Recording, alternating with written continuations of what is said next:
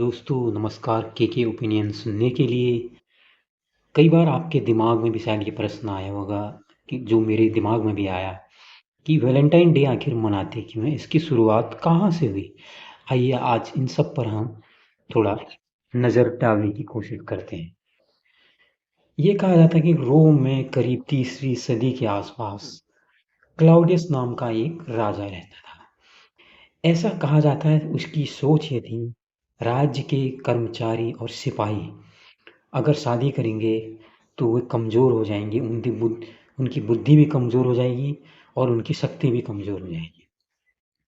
लिहाजा उसने सैनिकों की शादी पर पाबंदी लगा दी। लेकिन कई युवा सैनिक राजा के डर के कारण कुछ कह नहीं पाते थे, लेकिन अपनी इच्छा मन में रह जाते थे। और ये सारी बातें उसी समय एक पादरी हुआ करते थे, वैलेंटाइन। तो वो प्यार का प्रसार करते थे, प्यार के बारे में बातें करते थे और राजा क्लाउडियस के इस व्यवहार से वो बहुत नाराज़ थे। और कहा जाता है कि उन्होंने कई सैनिकों और अधिकारियों की राजा क्लाउडियस की इच्छा न चाहते हुए भी उनकी शादियाँ कराई, उनका विवाह कराया। तो जब यह बात किसी तरह से क्लाउडियस को पता लगी तो उसने संत वैलेंटाइन को बुलाया और उनको फांसी की सज़ा सुना दी। और उसमें भी ये कहा जाता है कि जो फांसी की सज़ा दी थी उसमें जो जेलर था वो ऑस्ट्रियस था। और ये किंवदंती है कि जो वैलेंटाइन थे उनको कुछ दिव्य शक्तियाँ प्राप्त थी और ऑस्ट्रियस की बेटी जो थी जैकोबस, वो एक अंधी थी। तो ऐसा कहा जाता है कि अपनी शक्तियों का प्रयोग करते हुए संत वैलेंटाइन ने जैकोबस की आंखें ठीक कर दी।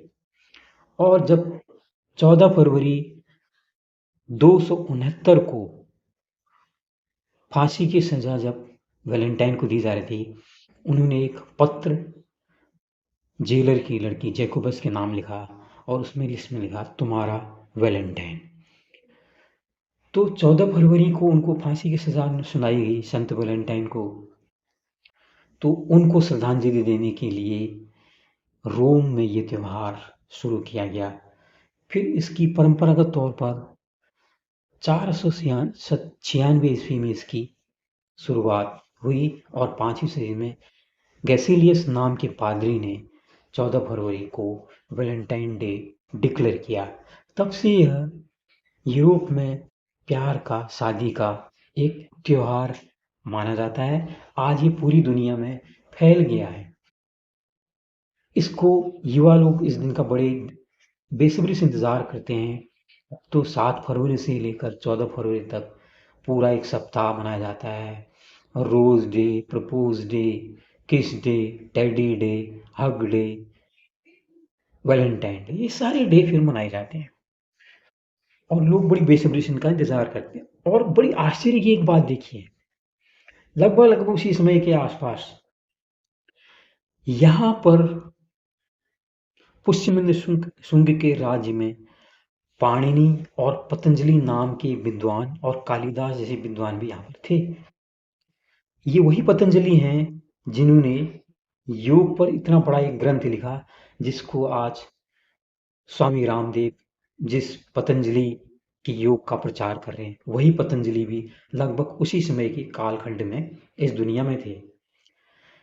लेकिन हम लोग अगर शायद रामदेव जी उनके बारे में नहीं बताते तो शायद लोग पतंजलि को नहीं जानते और वैलेंटाइन को ज़्यादा जानते।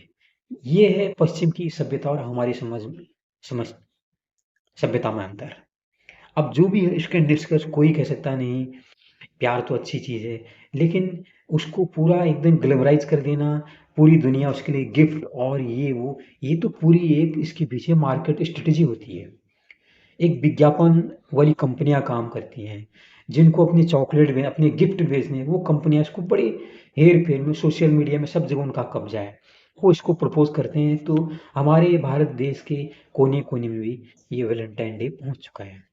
खैर अच्छी बात है, प्यार करना चाहिए, लेकिन ये दैहिक प्यार से बड़ी चीज़ है, एक आंतरिक प्यार, अपने आप से प्यार करो, अपने आप को पहचानो कि आप कौन हो।